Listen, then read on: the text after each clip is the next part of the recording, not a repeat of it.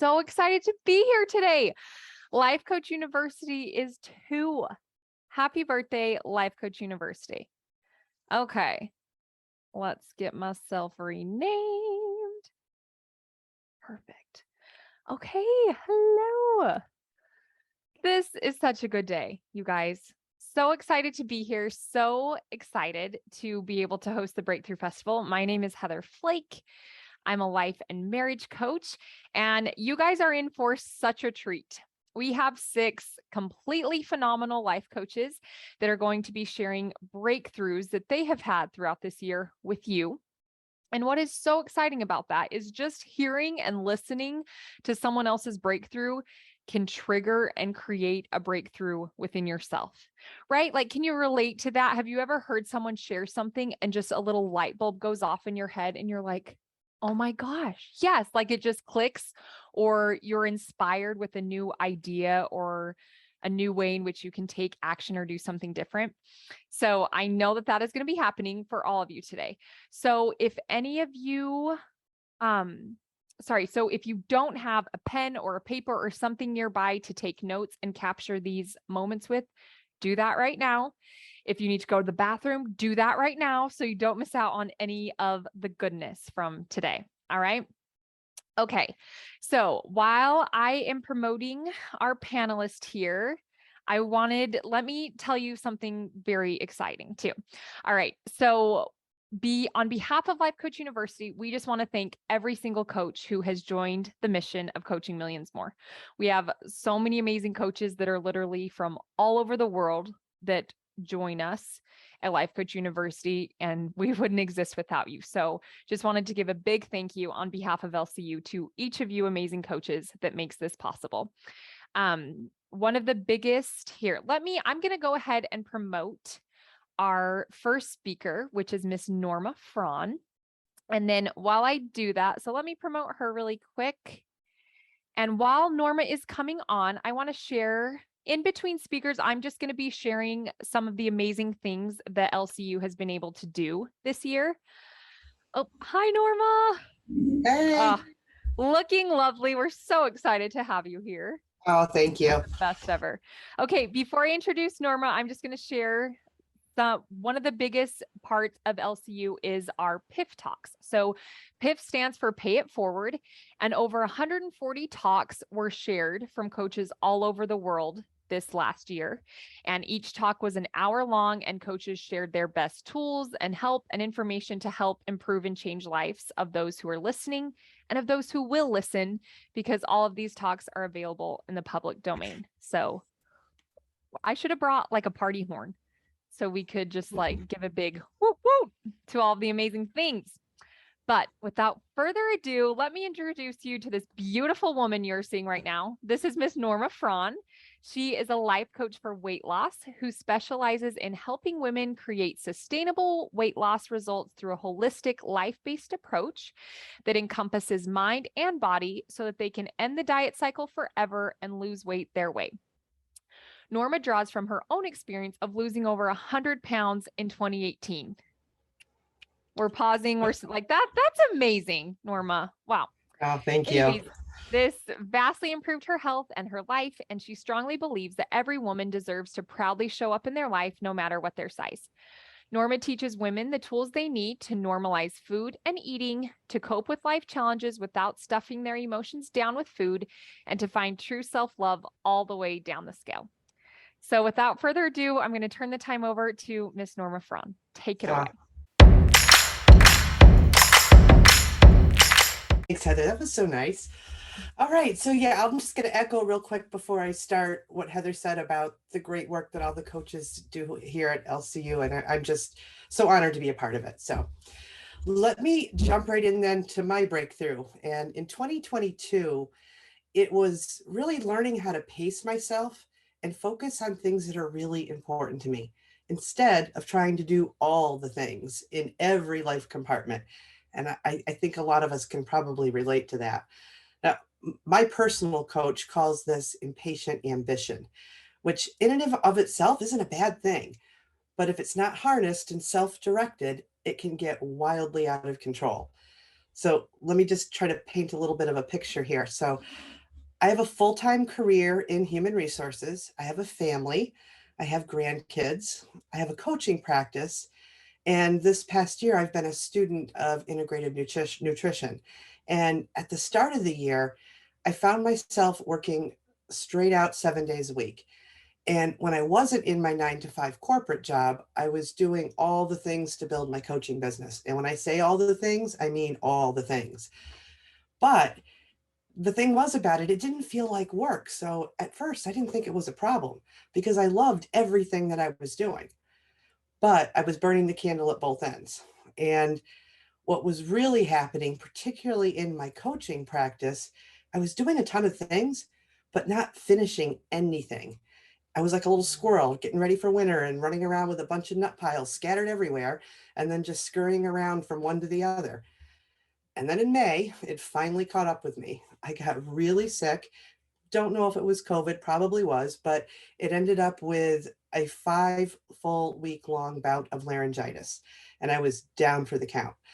I could barely hold my head up for 5 minutes without being exhausted. I couldn't speak, I couldn't work. And all I could do was sleep and think some more. And all of that thinking led me to see that something had to change. I couldn't keep up this pace. And if I was really being honest with myself, I was really functioning well below my own bar of resentment. I was angry with my corporate job, even though it was the thing that was giving me the financial oxygen to have a coaching practice. And I was resenting my coaching practice because I was giving it all I had, but it wasn't growing fast enough. And I was frustrated with my family for daring to suggest that I spend time with them on the weekend. I had things to do. But I decided the first thing I needed to do was to kind of collect all of those nut piles, put them all together, and figure out what I wanted to keep and what I wanted to just set aside for another time.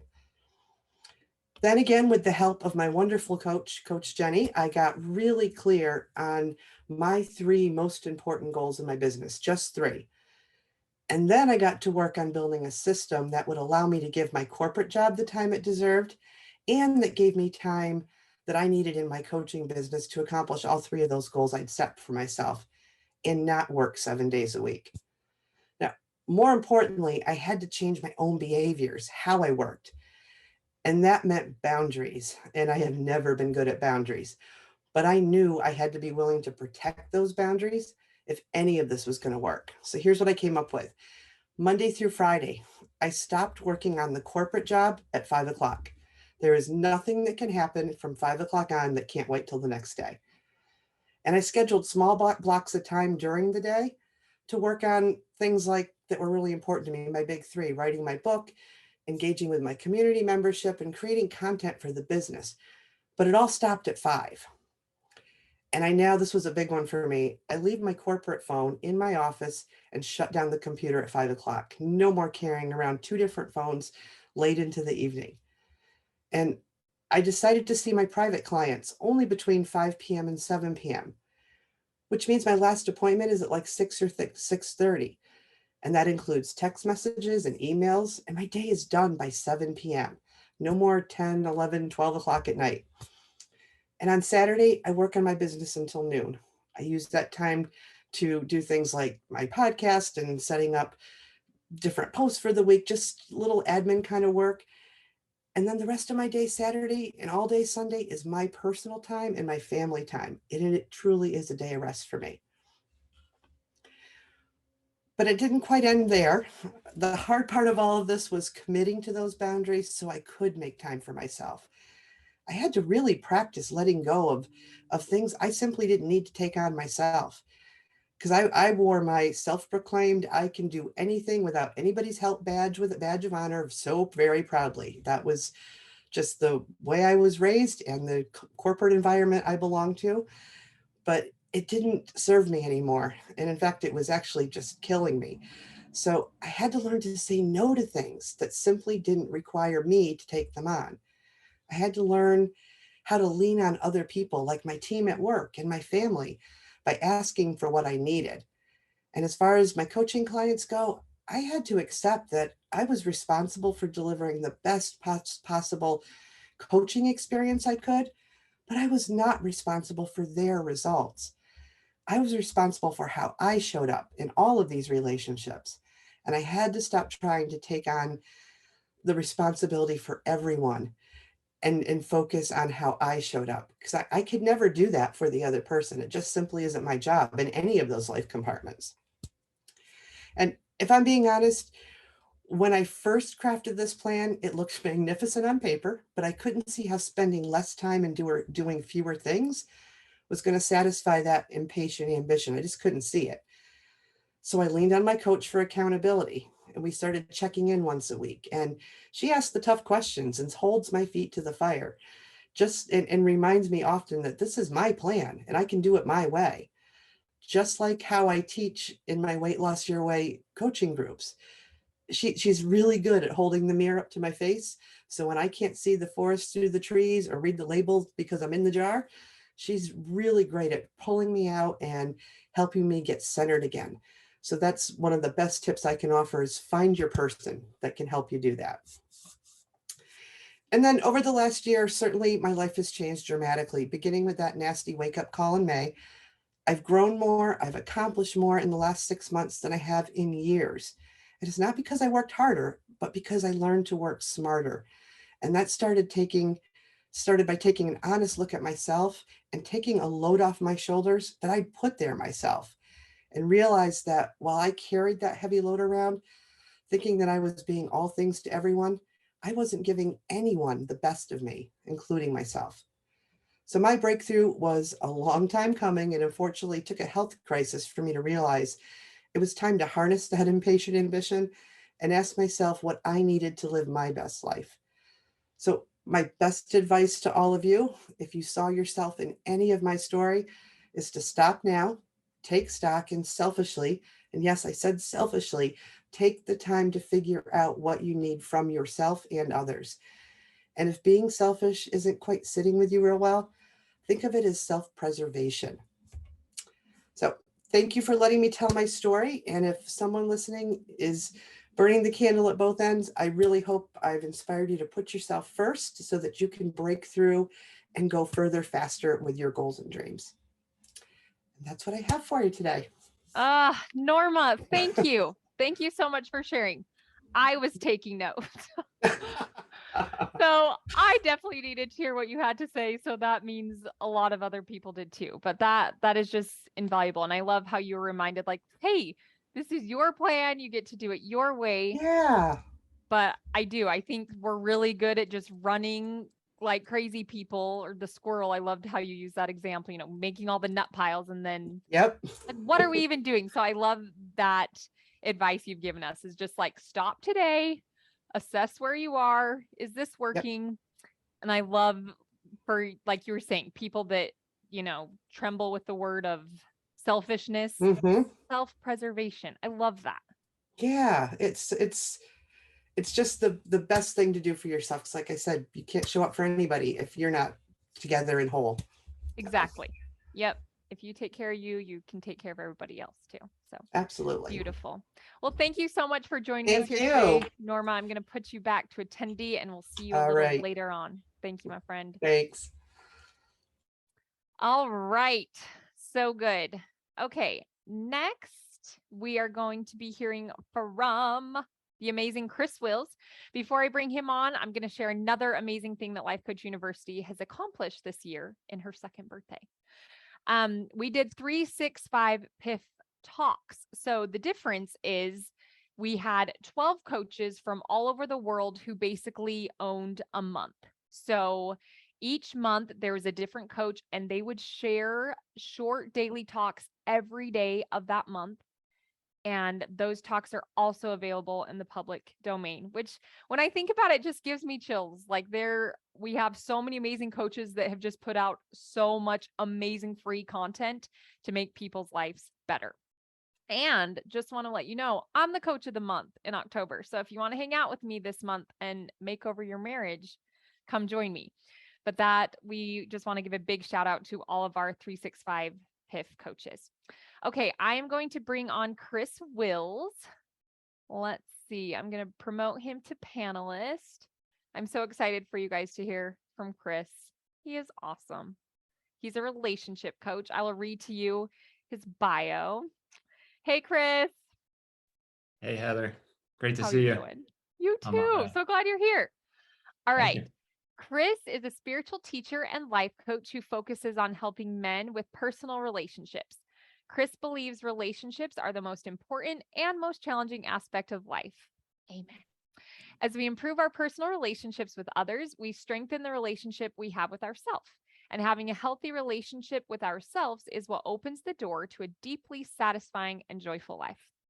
So good. All right, Chris, what do you got for us today? All right. Thank you, Heather. So happy to be here. Good to see you again. I love being a part of Life Coach University and all of these pay it forward events, talks, conferences, festivals. I love it. A couple of things. One is my breakthrough this past year was in no small part due to you. So I want to thank you for the inspiration to really focus on relationships. My breakthrough has it's everything to do with relationships, and attending some of your events and talks just was part of that a big part of that inspiration for me. So thank you. Thank you. Thank For you. that. Second thing is, what I'm about to say might seem very contradictory to what Norma just said. I assure you it is not. It is very much in alignment with what Norma was saying, and I'll explain that a little bit. So relationships have always been incredibly important to me. They have been the ship on this turbulent sea that has gotten me safely to shore through some very dark times in my life, in my past. And so I've always known how important relationships are, but I think for most of my life, I have really leaned on them and have focused on getting from these relationships. And I think my breakthrough this year is really on the giving to relationships, and on how that is actually giving to myself as well. So like for most of my adult life, I've been very focused on my own personal health and well-being, physical, mental, emotional, spiritual. And I've not put a lot of effort into making my relationships healthy, strong, happy, and all of that. And so I've just kind of shown up for them, right? And thought that was enough. Like, well, I'm here, right? Especially in my relationship with my significant other. Like, hey, well, I'm here, I'm doing my part, and thought that was enough, right? And so the breakthrough really is in realizing that in giving to the relationship, like actually like thinking about the relationship, putting thought into it, setting positive intentions for how I want the relationship to be, who I want to be as a partner, how I want to give, how I want to like make my partner's life better and my friends' lives better, my clients' life, everyone I have relationships with, which, like that's life. Like business is about relationships. Everything is, for me, is about relationships. And so now, all right, so to put my focus onto giving without the expectation of receiving anything in return, right? That's the key there, and enjoying the process. So I think that like that, it seems kind of subtle, but that's making all the difference in the world for me this year. So I created my coaching business a couple of years ago and was putting a lot into that, but I still had this little, like, in the back of my head, like this expectation of getting something in return, and then getting frustrated when I'm like, when what Norma was saying, like when it's not growing as fast as I wanted to, then that frustration comes in, and because I shifted my focus away from the giving and the process, and was worried about what am I getting back. And that was the same in my relationships. Well, if I'm always just giving, then like my cup's going to be empty, right? And I can't pour from an empty cup. I'm sure we've all heard that saying before. So I realized, well, you know what? I need to make giving be the thing that fills my cup, right? And then if I'm giving to myself also, right, which is what Norma was talking about, we have to take care of ourselves. We have to include ourselves in the relationships, because the number one most important relationship we have is the one we have with ourselves, right? There seems to be multiple parts of us. I don't know the ultimate truth of all of this, but I think we're three-part beings, and we do kind of have this relationship, our mind, our body, our spirit, there's a relationship going on there. And so we have to include ourselves in our giving and also be open to receive, right? So if we're giving to ourselves, whatever it is that we need, while focusing on giving to others, and just love that, like get joy from that itself, from the giving, from the creating value, from focusing on taking care of other people and making their lives better, and then also be open to receiving in return. Then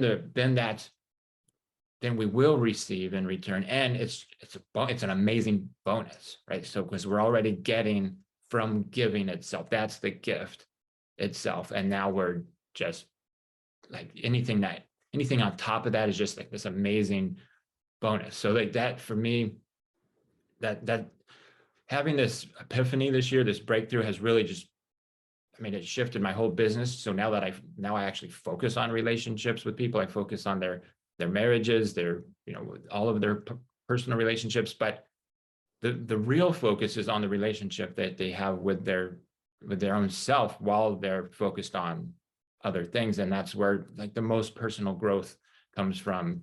And you're gifting to yourself while creating a healthier, happier relationship. So it's amazing. So shifted my focus in my business.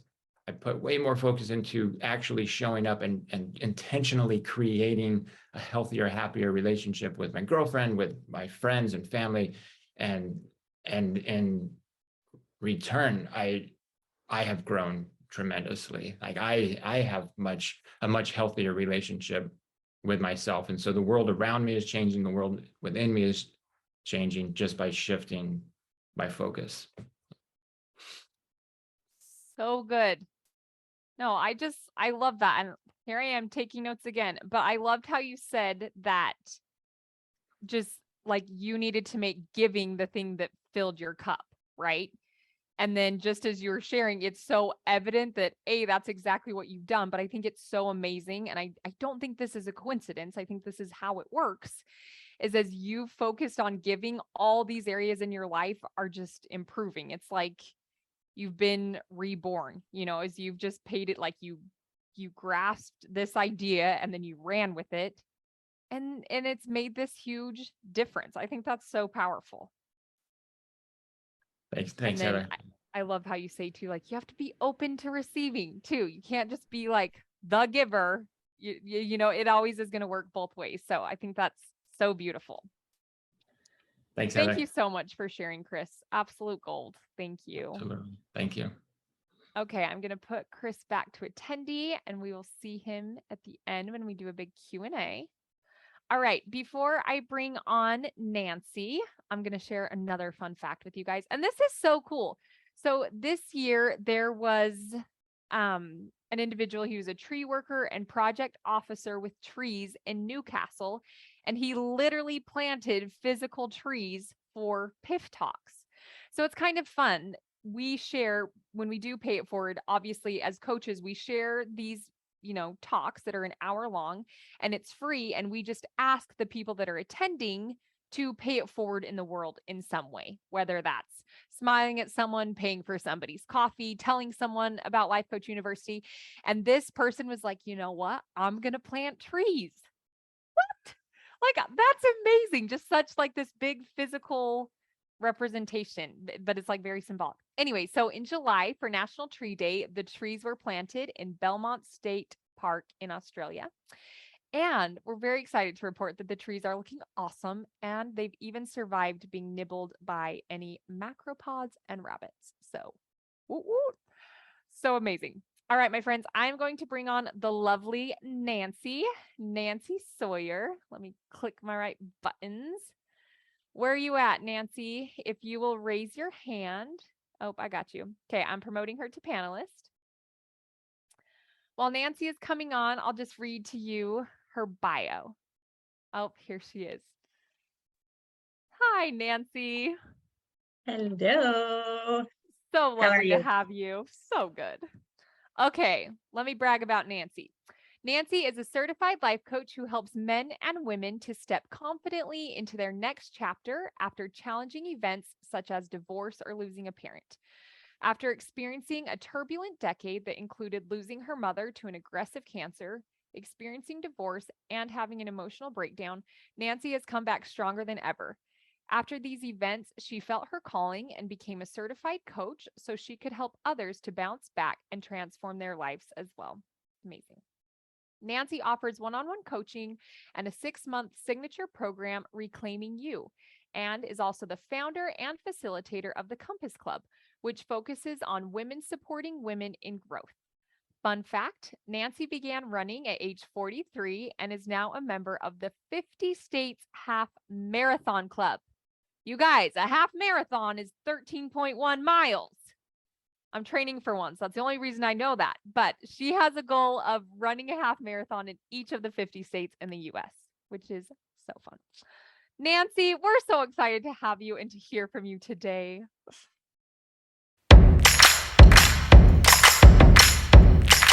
So much for having me, Heather. It's great to be here.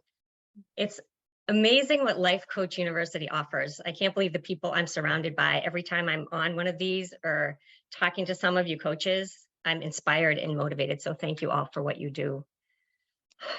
Okay, I want to share with you today a story about a realization I had, which led to a breakthrough and a personal transformation for me. It is related to a lot of what Heather just said. This breakthrough caused me to take control of my life and become what I call a self-care superstar. So this story is very personal for me. There's a lot of emotion attached to it. So if I get emotional, thank you for allowing that from me. I do need some notes to keep me on track because I do tend to get off track, especially when things are emotional for me. So if you've lost a parent or someone you love, especially to cancer, this may resonate with you a little bit. My breakthrough, by the way, and transformation, it continues. It is ongoing. I'm a work in progress. We all are works in progress. So this started 11 years ago, actually. So in 2011, I took my mom to the emergency room at our local hospital. She was having trouble breathing. It turned out that there was fluid in her lungs, which we thought was a result of pneumonia. The doctors took some tests, and as a result, we learned that my mom had stage 4 ovarian cancer. I'll never forget the day that I learned the news. My mom had called and asked me to come over and bring the kids over to her house. So I scooped up my kids, they were 4 and 6, went over to her house. My other sister was there. And she told us that she had just spoken with her doctor and that she had cancer. My sister and I stepped up, we hugged her, we said all the things you're supposed to say in that situation. Things like, we're gonna fight this together, we're gonna be okay, we're gonna do whatever we need to help you through this. Then I went home, I got back to my house, I put my kids to bed, I walked into my bedroom and I collapsed. I collapsed on my bed and I cried like a baby for hours in the fetal position. I had never before, nor have I since, felt a fear like that fear I felt that day. You see, my mom was my rock. I knew she would always be there to rescue me. She had been there through my terrible 2s and my terrible teens and my terrible 20s. She saved me time and time again from my bad decisions and my poor choices. She had always been the one that was there for me. And on that night, I realized there would come a day when my mom would no longer be there to bail me out and to rescue me. I literally felt the foundation beneath my feet disappear. I felt like I was free falling. I'd never been so scared in all of my life. You know, what was happening is I was realizing that it was finally time for me to become an adult. It was time for me to step up and take responsibility for my own life. I could no longer ghost. Very soon after my cry fest, I realized that I had a strong desire to run. My mom had been a runner since I was very little. I had grown up watching her run road races, cheered her on. Me and my sisters would go and cheer her on with all these races. And I had never had a desire to run until my mom got sick. In hindsight, I now know my desire to run was a desire to run away from life, from what life was handing me, the unthinkable that I could not deal with. I wanted to run away from the fact that someday, possibly very soon, I was going to lose my mom. So I began running. My first goal was to run the Falmouth Road Race, which is a 7-mile race. It's locally in my town. And my mom had run that many times throughout her life. I had cheered her on, watched her finish. And I wanted her to be proud of me. I wanted to run it and have her watch me run it and finish. I wanted her to have that opportunity to cheer for me as I had had that opportunity to cheer for her so many times. The interesting thing is once I began running and training for that race, I realized running is great therapy. It was wonderful for my mental health. And I thought, why didn't I run sooner? Why did I never want to do this? This is awesome. So I was able to run the road race in August of 2012. My mom cheered me on and saw me finish, and that was a great day. And 9 months later, my mom passed away. After my mom passed, I began a journey of growth and transformation like nothing I'd experienced before. I ran many miles as I processed through my pain and my grief, and I did a lot of thinking. I was 43 years old. I realized I had felt overwhelmed, overworked for years. I realized that I didn't care for myself properly. I realized that I actually was living life on autopilot. I realized that I was seeking validation and love outside of myself, and that I was waiting for someone to rescue me. What I realized was that no one was going to rescue me, and that I needed to step up and be the hero that I was waiting for. I realized I had power and also the responsibility to create my own life. So I began to do that. I took control, and my breakthrough and transformation began. This is what I did. I began paying attention. One of the things I noticed was that running had become my happy place. So I signed up for a half marathon. I began to notice that on days that I didn't run, I was impatient with my kids. I was overly frustrated at minor inconveniences, and I was less successful with what I needed to accomplish in my business. So I started paying more attention. I began to understand that I have the power to create a great day for myself by how I care for myself. I began to experiment with self-care. I began to integrate into my life the things that lift me up, the things that make me feel good, the things that are healthy for me. I now have a full morning routine that sets me up for a great day. I never had that before. It has been a journey. It's been a process of trial and error. I've been observing myself. I've learned what I need to do so that I can show up to my day as a great version of myself. For me, my self-care includes a morning routine. I make my bed, I have my coffee. Sometimes I journal or write in my gratitude journal. Sometimes I just sit outside in nature, listen to the birds. I want you to know that even though I figured all this out, I'm still human. And there are lots of days when I don't want to go for my run. Maybe you have times like that too, where you know there's something you need to do or you should do because it's healthy for you, but you don't want to do it. When I get in that space, I know that I have to step in and parent myself in a loving way. I remind myself how great I feel after it's done. I remind myself that I am worthy and that I am loved, and that taking care of my body is one way that I can show myself that I love myself. I tell myself that I'm worth it. So in my journey through losing my mom, I learned that I have to parent myself, and I have the ability to take charge of my own life and create that great day for myself. So no matter what life throws at me every day, I can show up as a good version of me and I can handle it. So now that I've told you my story, I want to ask you, what does your self-care look like? I invite you to take the time to learn about yourself, to find your own breakthrough, experiment, pay attention to what's working for you, what makes you feel great, what helps you to thrive. Are you giving yourself the support you need to show up as a great version of yourself every day? I want you to be a self-care superstar too. You deserve it. I hope this has given you something to think about today. I want to remind you that you are amazing, and I want to tell you to keep going. Thank you, Heather. I'm going to turn it back to you. Oh, that was so good. You make me cry. And when you started and you were talking about how you were emotional, I was like, oh no, because literally I was just practicing saying everyone's bios today, make sure I knew all the words and all that stuff. And I was getting emotional just reading all y'all's bios and how phenomenal you are. And I was like, I cannot be crying. So I feel better that we can just, cry together. I lost my dad to cancer too. So, really, your message really resonated with me so much. And I love the idea of being a self-care superstar. I love that. Super fun. And I think it's something that everyone can do. And I love the questions that you asked. I think those questions at the end of like, what helps you to thrive? Sometimes we can hear this like, okay, we know we need to self-care, but if you aren't doing self-care, sometimes it can feel so overwhelming because you don't actually know what that looks like or where to start. So thank you so much for those questions. I think those are really helpful. And then the whole idea of you got to step in and parent yourself in a loving way.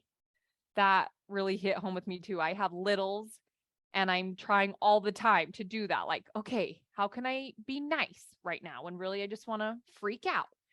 But I love applying that to yourself. How can you parent yourself in a loving way? So that was invaluable. Thank you so much for sharing everything you did with us. It will help so many people forever.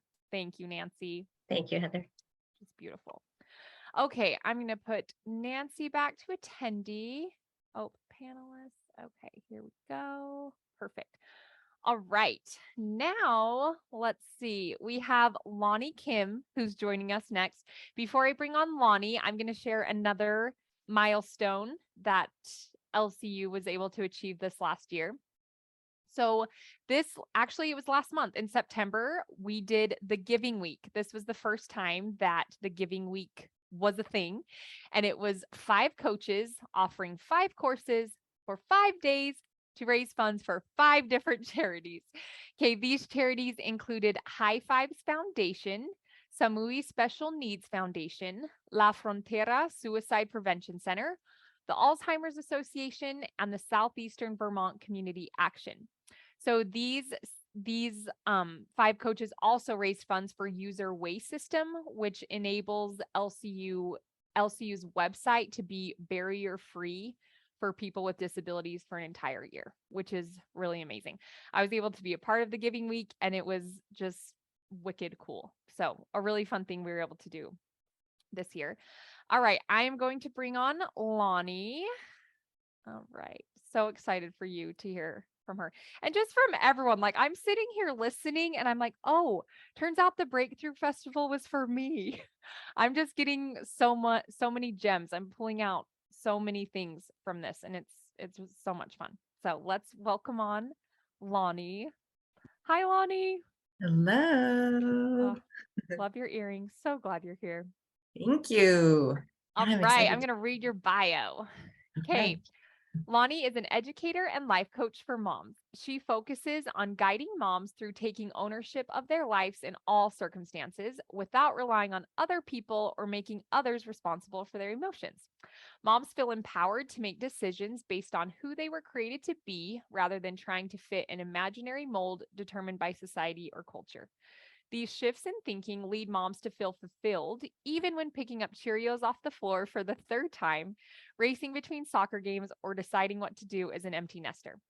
As an athlete, educator, and bio major, Lani had an appreciation for eating healthy, physical health, exercise, and intellectual growth.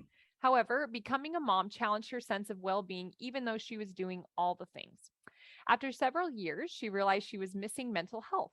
Her perspective on and her experience of life completely changed, even though her circumstances did not change. So good. All right, Lani, I'm going to turn it over to you. So excited to hear what you have to say. Welcome to the Breakthrough Festival. So excited to be here. I have been waiting for this since last year. So I'm so excited to be here. And my breakthrough is kind of embedded in my bio that Heather just read, really about taking responsibility for ourselves. And for me, that looks different for everyone. But for me, it was the development of some of my own process that I share with my clients. And what this really created is a sense of self-trust. And for me, that's something that I've really had to work on really, really hard. And I still have to work on it really hard, but now I know what it feels like to trust myself. And that was like a huge breakthrough, that moment of taking on something and creating something and putting it out there and not knowing what the result would be and putting it out there nonetheless. And it wasn't perfect. Not everything went the way I wanted it to, but I had the opportunity to go along with the process, to fix it along the way, to improve it, to do some self-reflection. And that's been an amazing gift that I have had through a large part of being part of LCU and being able to do these monthly talks. And I was also a part of the 365 PIF series. And so that PIF series really solidified so much of my process. So the process I am talking about is creating mission, vision, goals, and asking, what do you want that experience to be? And I taught moms this process, and just creating the process, it was research, and I love to research. I'm a total facts geek. I got to analyze and create a process while sharing it with my audience. And it was unnerving, but also amazing to have these people come along for the ride with me.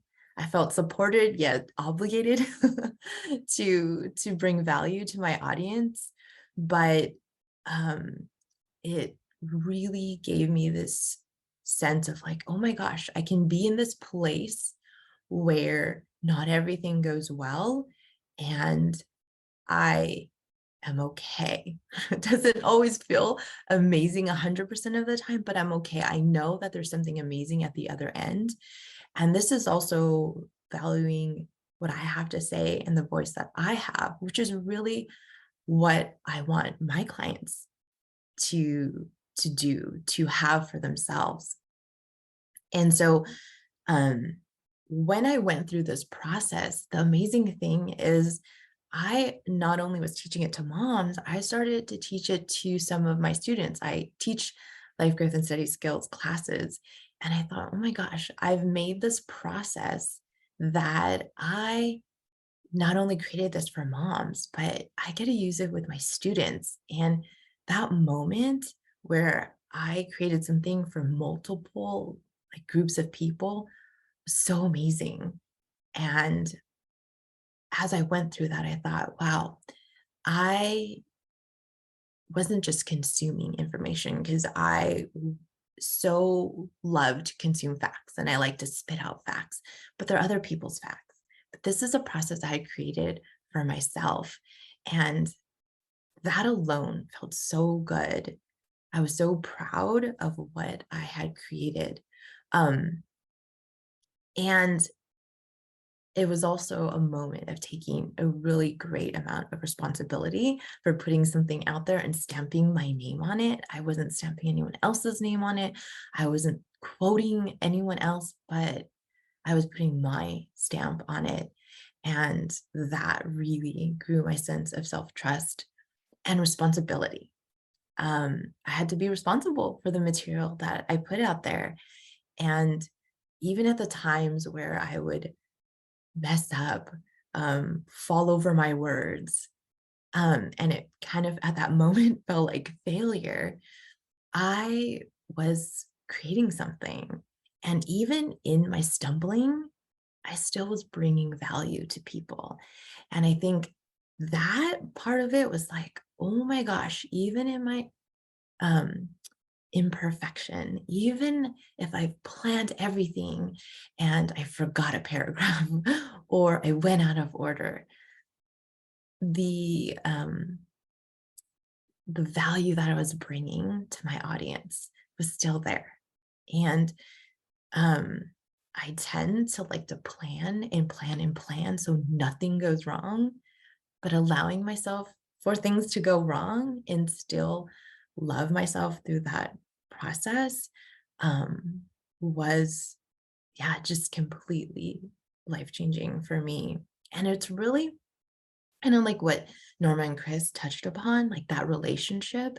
And like Chris was talking about that relationship with yourself and just really taking ownership of it. And Nancy had mentioned self-parenting, and the way I kind of think about it is like we have these two personalities, right? Like a conscious and subconscious personality. And I was letting my subconscious reactive person just run the show sometimes far too long, where when I let my conscious person take charge and say, okay, like, do we have choices? We have options. Like, what do we want to do?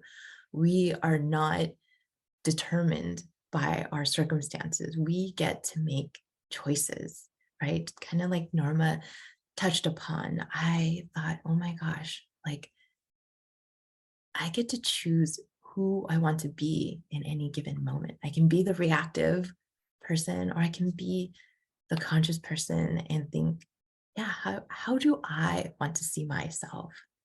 Um, so yeah, that was my breakthrough for myself.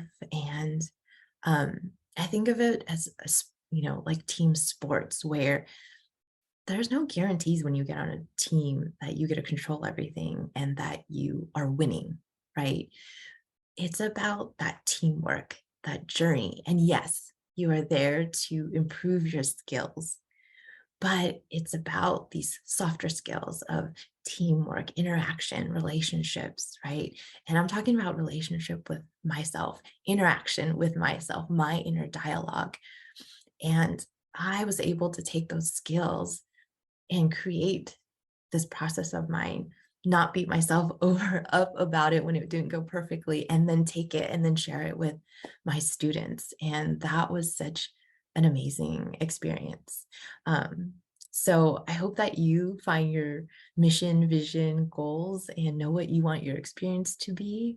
But thanks so much this past year for allowing me the space to grow alongside all of you.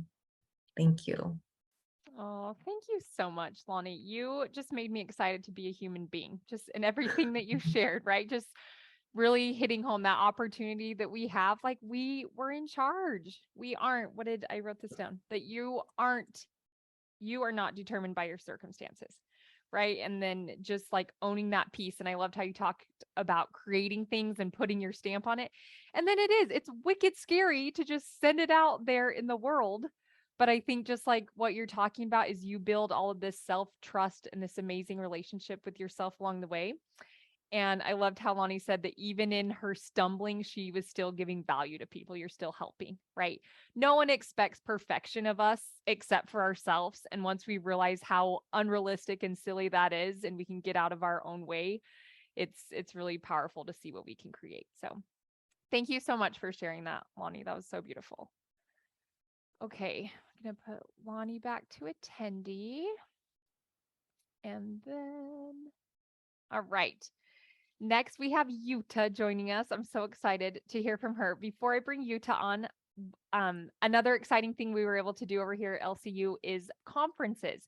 So coaches from all over the world, again, came together via roundtable style to discuss different topics, different topics in depth. These topics included relationships, turning failures into a resource, money, awareness and reflection, and goals. So that was another really awesome thing we were able to do. And we were able to provide people just a lot of help and value through that. So, all right. let me bring on Miss Jutta, promote to panelist. All right. And then as soon as we see her lovely face, I will read her bio.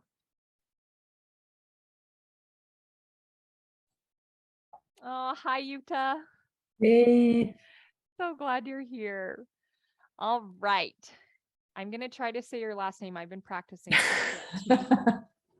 Jutta Jerlich loves to inspire people to collaborate and co-create and calls it the art of collaboration because she believes that we are here on earth to build solutions together. Things not working out as planned is part of the journey. Looking at these moments in our lives uncovers insights that are worth more than gold. Contrary to what we learn in school and experience in our work context, those setbacks are part of every development process. So becoming good at seeing failure as a resource is a key skill for surviving and thriving in any situation. This has become completely natural for Jutta, as her curiosity has driven her to live in 14 cities in 7 countries on 3 different continents.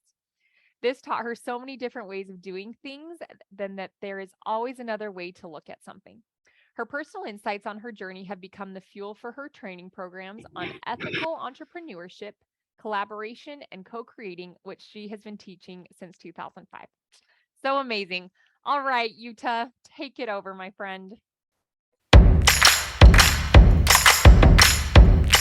So much, Heather. Unfortunately, today my whole day was all about stumbling, actually. So, and I even missed Lani and Chris and everybody on the way. So I am gonna just talk about what happened to me today and how it is actually not possible to prepare for something that just, it's not in your plan. It's just, it's just crazy, So I'm just coming from my session. My program just started. Like Heather said, I'm teaching collaboration and co-creation. And suddenly there was so many people registered and I was somehow not ready. I was not, having the time to prepare properly because of a headache yesterday. And, something just throws you off. There's 10 more degrees outside than normally we have, or we used to have the day before. So yeah, there's things happening, right? And even though I've been in, so many countries around the globe and in so many situations, you think you are prepared for whatever is coming next. But then something happens. And you're just caught off guard, right? Like Lani said as well, we are stumbling across, but I think this breathing is what's necessary at some point. And then I'm trying to come into this session here and my whole access to Slack and everything is gone. And I'm like, oh my God, how do I find those links now that I can talk to you? And, I'm so glad that I found Life Coach University and Deanne and Heather and all the people around me that feel like friends to me that I had for many, many years, for lifetime even. And it's something. And I heard, someone saying the other day, how can I consider someone even being a friend who I've not met in person? And I'm like, that's, I don't know. So I made it, I'm here. And I've actually a couple of points that I've written down that I would like to share with you as breakthroughs that are really actually hard to realize, One thing is to listen to your own advice. It's really hard. And still it works because somehow when you really, take the time to go inwards and think about why, let me put it on myself now, why I'm teaching what I'm teaching is actually because I would have loved to have more input about collaboration and co-creation. How do I find the right people to work with and not stumble into all of those failure stories that I'm now happy to tell, but some of them took me 1.5 years to find out. And a lot of losses around time, money. emotions, of course, most of it. So really trying to turn that around is always a breakthrough, I would say. And you need to have patience with yourself. And that's the hardest thing to do. Maybe that's the one thing to give you as a takeaway for today, to think about different ways of how you can be patient with yourself. That's really hard for me because I'm very impatient. I want things to move along and it's like, okay, let's go, what are we doing here still? Why are we still in the same point here? Why does this person I'm explaining this to not understanding what I'm saying? So it's really hard for me to get that. But then, of course, I'm also having this as part of my class, and I'm like, who did I write that for? So it's like, yeah, being aware, kind of like having this second part of you watching you at the same time while you are doing what you're doing, trying to understand yourself. Because on top of all the things that are happening to us, if we can't see through that jungle anymore. There's just too many things going on. And then the golden part is actually that you have someone who helps you along those questions. Like you are doing for speakers today, Heather. I really like it.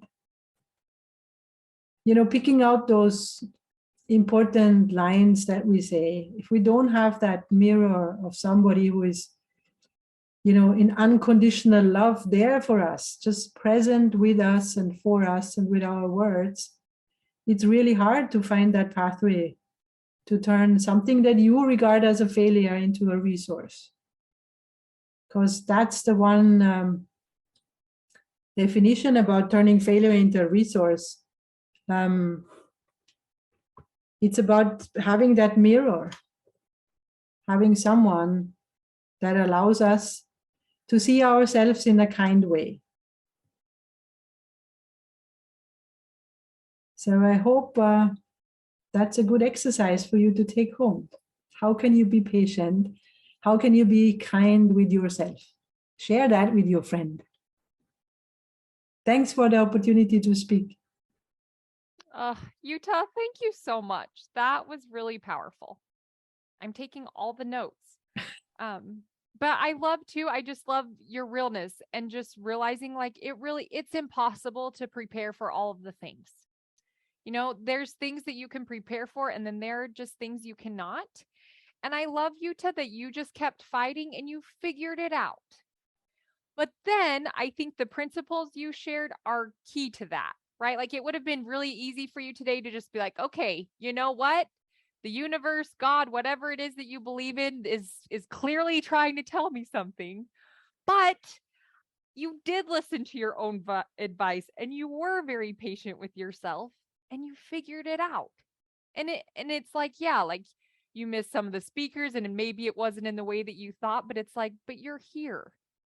And I think that I've never heard it shared like that before, of like having someone hold that mirror for you so that you can see yourself in a kind way, and making sure that the person who has that mirror is someone that is cheering you on and loves you in an unconditional way. But I love that idea of, and I think we can even just adopt that. Like, how can I see myself in a kind way?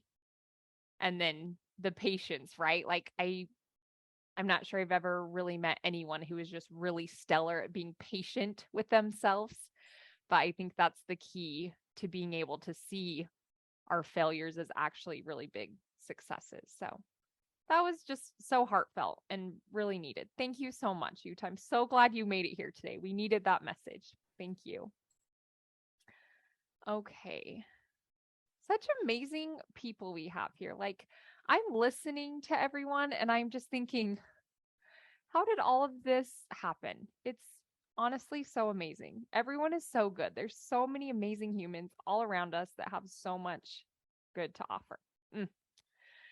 Okay, I'm going to share another lit thing that happened this year at LCU before we bring on our last breakthrough speaker. What? Which is going to be Liz Cresci. And I'm so excited for you guys to hear from her. But another thing we were able to do is start the YES program, which is the Youth Educational Scholarship Program, which is so young people can receive a scholarship to attend classes where a life coach instructor shares coaching tools.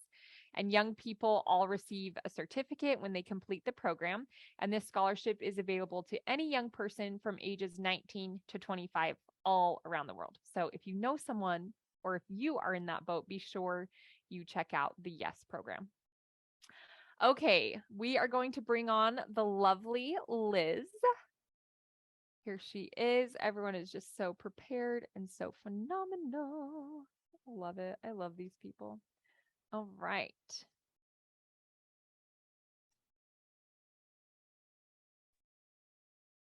Here she is. Hi, Liz. Hi, how are you? you? Doing great. This has been so much fun. I've learned so much from all these amazing coaches. I know, been as terrific. have I. I'm on page 3 of notes. Yes, me too. Okay, well, let me read your bio so all these people know this amazing woman they're hearing from. Okay, Liz is a strategic growth coach and works with soon-to-be empty nesters who feel as though they put their lives on hold to raise their children. Now that their children are off to college or in their first real job, life is changing for everyone. The roles are different.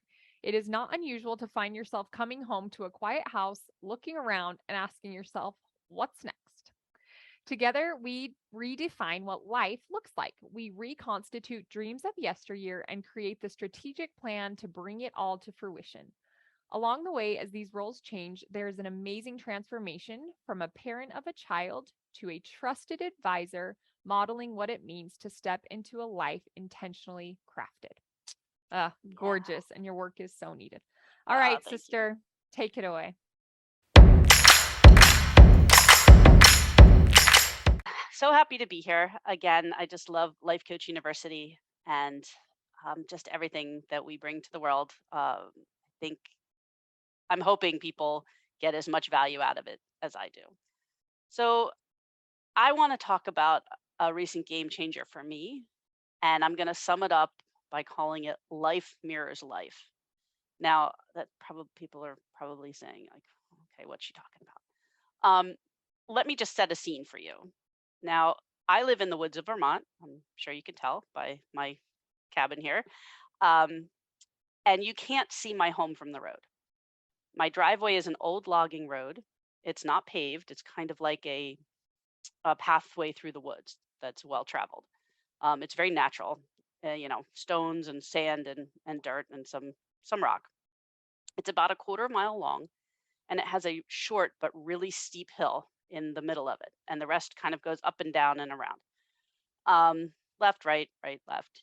There's a somewhat of a half moon at the top by the road, so you can go out either side. Now, there really is a point for me describing this to you. I am not much of an exercise person, and I've never really liked it. It's kind of like disguising kids' veggies by smothering them with cheese or baking zucchini bread and not telling them there's any veggies in it. I much prefer exercise when I don't know I'm exercising. So, okay, back to my breakthrough. The first day, now I've decided I'm going to walk my driveway because I don't really do very much now that I've moved up here. I work from home, my day job, and so I'm tethered to my desk most of the day. So I decided I'm going to be good. I'm going to walk my driveway. Less stress than walking out on the road for me because I'm close to home. So I figured, I'll do it a couple of times. So the first day I get out there and I'm super excited to do this. I'm turning over a new leaf and I've decided that I need to get some movement back into my life. So I've been working long hours at my desk, as I said, and I've been doing this for more than about 15 years. So I really don't get a lot of movement. And now that I'm getting older and crossed that threshold, I feel like my warranty's coming up and all these things are starting to go wrong. I'm sure you can relate to that because if you've owned anything like a car or a refrigerator, it also starts to go at the end, right? So my joints are aching, my back hurts, and well, I've put on a few too many pounds too, but that's between us.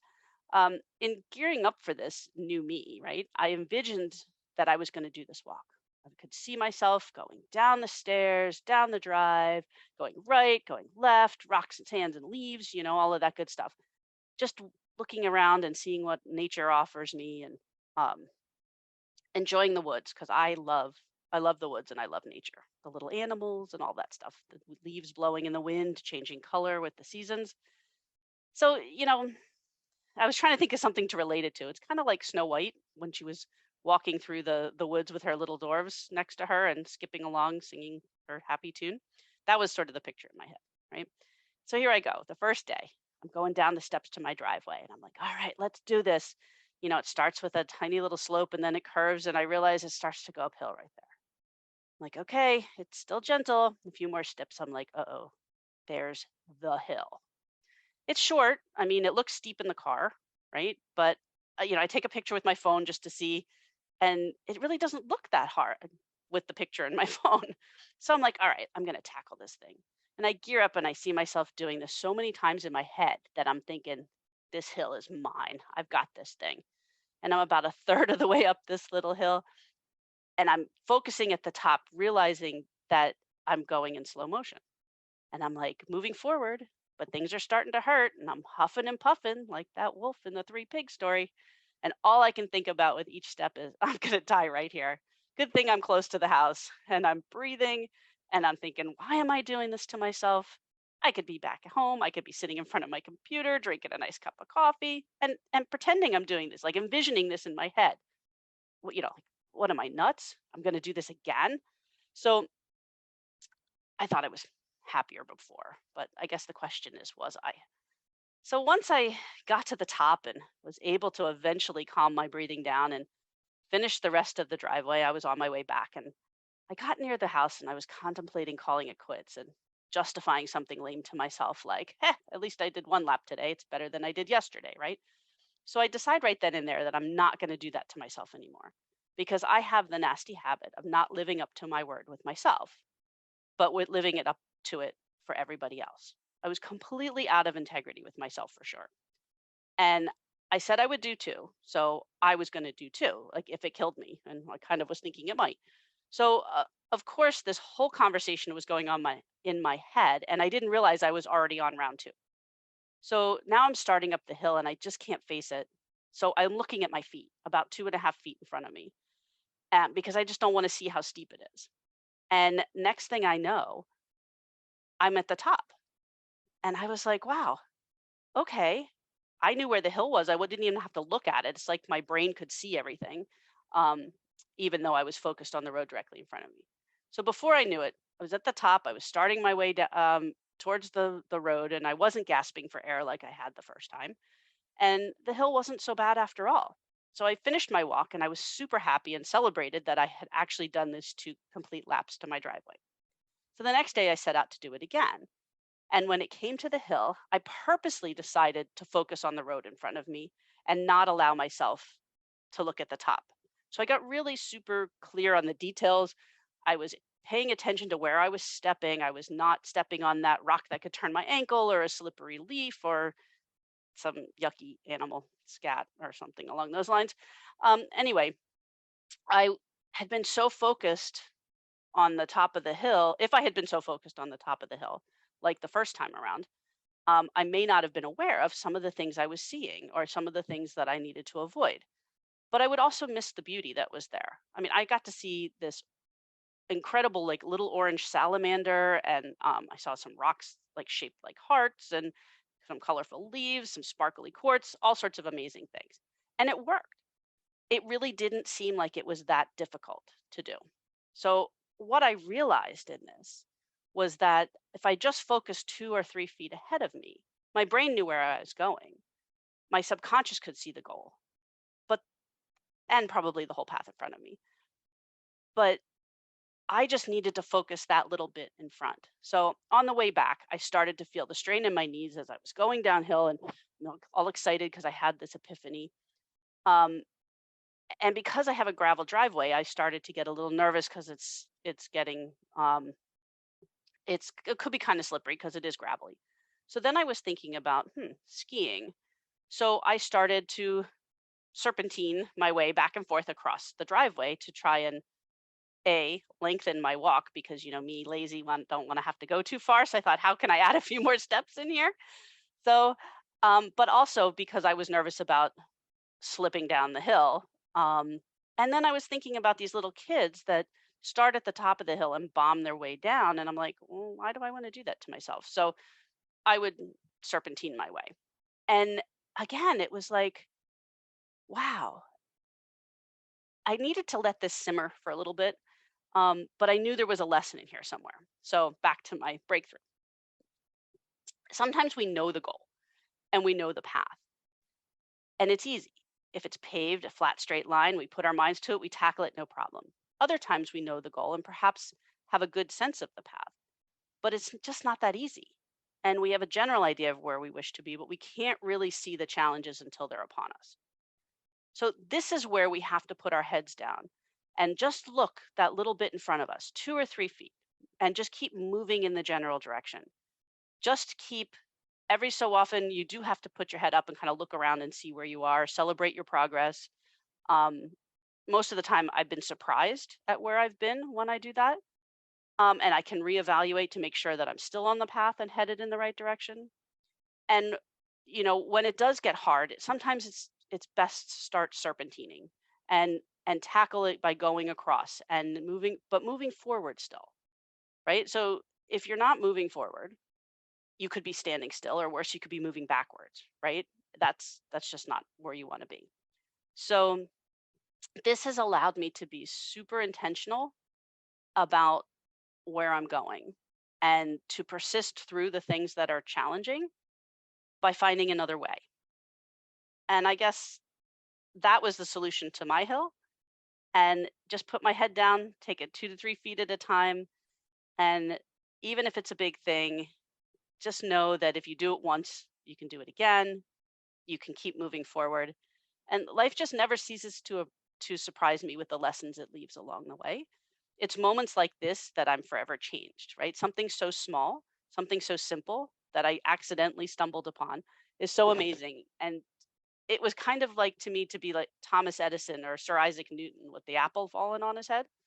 You just have to stop and take the lessons around you and apply it to life in the moment. That's what I meant by life mirroring life. So you take the lesson from here, and you find where else in your life can you apply it. And I guarantee if you look for it, you'll see it. If you seek, so shall you find, as they say. And everything is related to everything else, and it's all right there in front of us. But don't confuse movement with progress, because just because you're doing a lot more doesn't mean you're actually getting a lot more done. You need to be, in order to achieve your goals, you have to apply some discipline and some consistency, and you have to work at it every day. So I guess my question is, what are you going to do with what you have? So there we go. Life mirrors life. Ah, I love it so much. And I love just saying that, like, stop and take the lessons around you. It's just like you're saying. I think sometimes, and I find myself, I related to this so much when I go hiking. My husband laughs because I will just leave him. Like when the incline comes, he's like, you're the worst. Like, you are zero fun to hike with because you leave me. And I'm like, well, sorry. Like, I got to get up the hill. It's too hard. But I think sometimes we're so like that. Like, we see the goal and we're just, and we don't enjoy anything around us. Like, I've totally had that experience where I'm like, Heather, you didn't even look at anything, honey. Okay. Like, yeah, you get a badge for being a fast hiker, but you didn't even enjoy it, So Yeah. stop and take the lessons that are around you. And then I also love how you're talking about at the beginning, how important it is.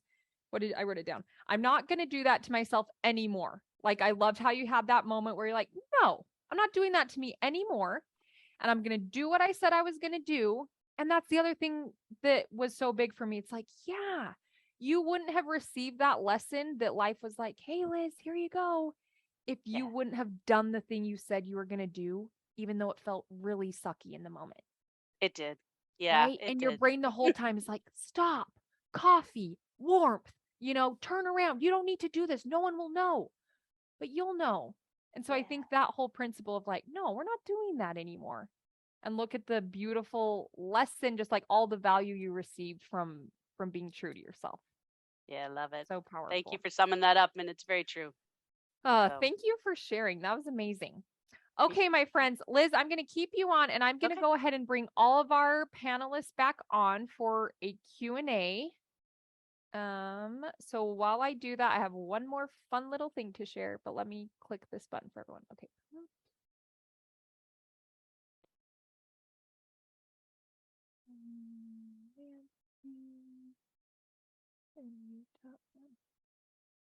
Okay. Everyone's coming back on. Okay, one last fun thing I want to share that LCU was able to do this last year was the International Pay It Forward Week, which is called, the IPIF. Is that how we say it? IPIF week. But LCU has initiated the third week in April to be International Pay It Forward Week for everyone in the world to pay it forward in kindness in any way they want, which I think is just such an amazing movement. It's really easy to just be focused on yourself. And I think all the time we just see things that we're like, oh. So I love that whole idea of just like, no, like this is a week to just be good and to pay it forward. I love that so much. All right, here we have all of our amazing panelists. Thank you. I just want to give a huge shout out to all of you. Everything that you shared was honestly very inspiring, super helpful. And I personally loved how personal it was. I loved hearing all of your personal stories and hearing your breakthroughs. Like I really do have 3 pages of notes. So I know that it's so valuable to everyone that is here and everyone that will listen. We have lots of questions, so we are just going to jump right in. Okay, Norma, this question is for you. This listener said, thank you, so good. As another who has a day job too, how did you tackle the challenge of cutting your day job off at 5? Did you let people in your company know you were not available after that time, and how was it received? Great question. That's a great question. So no, I didn't make some announcement that says, nope, Norma's not available after 5. It's almost like you subtly have to train the people that you work with. I just didn't respond after 5 when I got the emails. I didn't answer the phone because I know, technology is wonderful, right? If Rome was burning somewhere and it was an emergency, someone would figure out a way to reach me. So I just had to be okay with that and just know that there's not much that I could do at 5 o'clock that I can't do at 8 a.m. when I start again. So it was more training myself, to be honest, to not respond than it was training other people. And you know what? The other people, they noticed and they stopped calling me after 5 o'clock. It just happened. It's pretty amazing what happens when you commit to that yourself. Other people will respond. They do pick up on it. So it was a good experience for me. That's amazing. Okay, and Norma, someone asked a question that piggybacks right off of that. They said, sure. I love your list of no more carrying 2 phones, no more working past 5. Mm-hmm. They say, I tried to stop doing certain things, and the feedback from others was that I was being selfish. Did people around you comment or complain about this? If so, how did you manage it? Actually, no, not at all. I actually had a couple of colleagues at work reach out to me. Long story, but the short version is I changed jobs. That was one of the decisions I made. I changed jobs within my company. And the person that took over my old job had called me and said, how did you do all this? I can't stop working until 10 o'clock at night. And I just said, you just have to stop. You just have to stop. And we had that same conversation. It's not selfish. It's a job that you're paid to do, and you're not paid to do it 24 hours a day. You can give it everything you have during working hours. And sometimes there will be emergencies, but you can stop. And it's something that starts with you. You can't wait for the work to get easier or someone to not need you, because somebody always will. But it's a commitment to yourself. And it's, like I said in my talk, it's self-preservation. It's not selfish. I love that. Beautiful. Okay, Chris, this is for you. Our viewer says, what was the biggest challenge to opening yourself to receiving? I think giving is easy for people like us, but the receiving is the challenge. Yeah, I think that's pretty common for people to give and not receive. And then that leads to burnout. It leads to problems in your personal relationships, because a lot of times we give to people outside, we give to work so much, and then that causes problems in our relationship. So it was really just taking that pause and reflecting, evaluating, and thinking, well, if all I'm doing is giving without being open to receiving, without including myself and who I'm giving to, and like first and always, right? Like I always have to be included in that, or else burnout is just around the corner. So it's taking it all into account, and just realizing how important the relationship I have is with myself and with the people who matter most. So it's sometimes we have to say no to stuff, and that's all part of what our intentions are, what we're about and all that. But just realize that like life is giving and receiving at the same time. Like if we're not receiving, then we're going to burn out. So give to receive, like giving as receiving, but then also make sure you're open to receiving, or burnout is coming. I love that. Very good. Okay, Nancy, this one's for you. Where do you start? How do you tackle your self-care if you don't do that for yourself regularly? I think that's a great question. That is a great question. Thank you for asking it. What you have to start doing is the first thing to do is we need to shut off the autopilot, to take a pause and sit with yourself.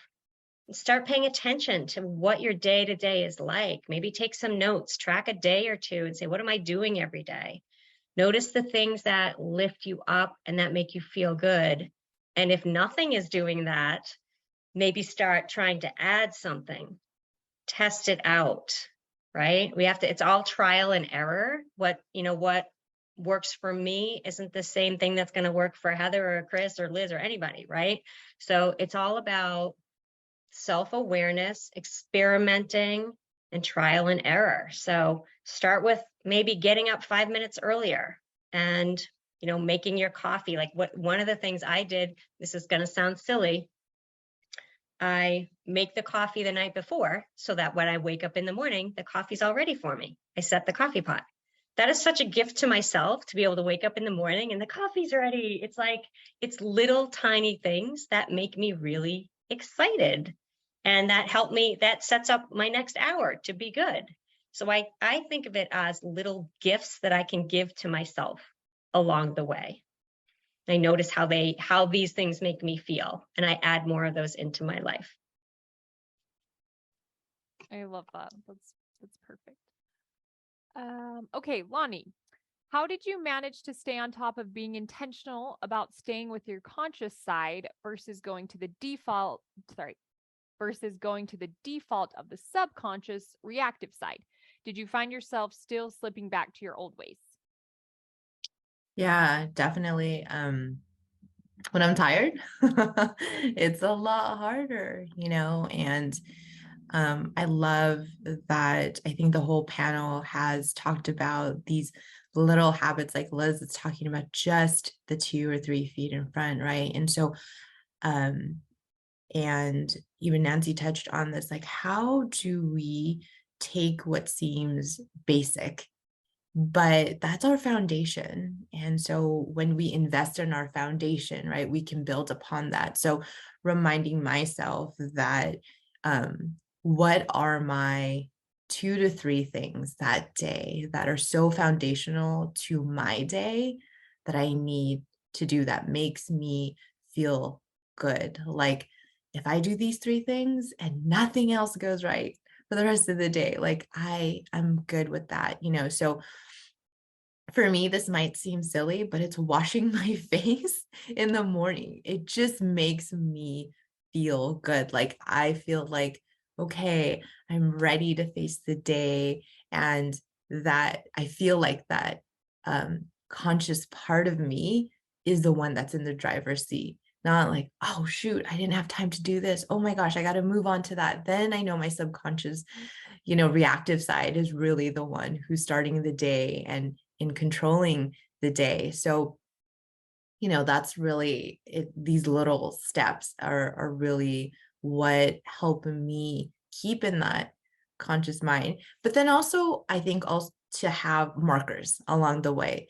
So to evaluate, right? To at the end of the day say, okay, did I get these 2 things done? Oh, I didn't. Okay, let's think about why didn't that get done? And it sounds, I think we can easily say, I just do it tomorrow. I'll take care of it tomorrow, right? But if we don't actually look at how to do it differently, we're going to create more of the same the next day. So just those 2 to 5 minutes, of wherever you find it, in the shower, taking a walk, driving, whatever it looks like for you, to just set that time aside. It's so little, but it's your foundation, and it kind of grows, right? If we're grumpy one day and then we wake up grumpy the next day, it's like more grumpy and then more grumpy. So, how do we take those little bits and just and invest them in ourselves so that we build up the part of ourselves, the conscious part, like I was talking about, rather than feeding the subconscious part, the reactive part of us. So good. Very helpful. Thank you. Okay, Jutta, this one is for you. Our viewer says, do you have any suggestions on how to begin to have patience with ourselves? Where do we start? Yeah, that's a good question. How to begin to be patient? But I think we need to convince ourselves, right? I mean, if we are in that conscious part, right, everything has to have a reason, right? So the one question you can ask yourself is like, well, do I really try my best with the things that I do? And I think in 99% of the cases, we would say yes. We are putting everything in. We are not like intentionally not doing something with our full invested emotions, with our full self. So if you can say that to yourself, well, I did try my best. I didn't, not put, maybe we ran only on 50% on the power of the engine.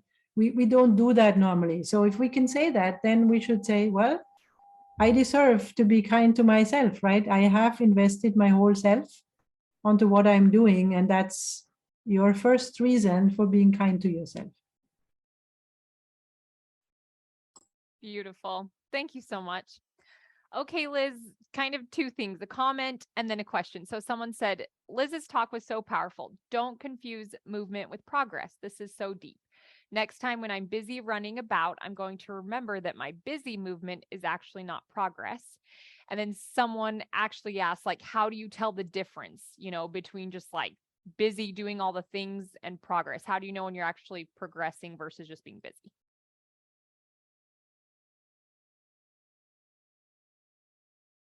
Sorry. Super good question. And I think this relates back to Lani's conversation about sort of the mission, the vision, the goal. To know how are you, it doesn't have to be a grand goal, right? But, and also, I think we've all essentially touched on this too, is just kind of being intentional about what it is we're tackling. And it could be in the moment, it could be for the day, it could be for the hour, it could be for the month, the life.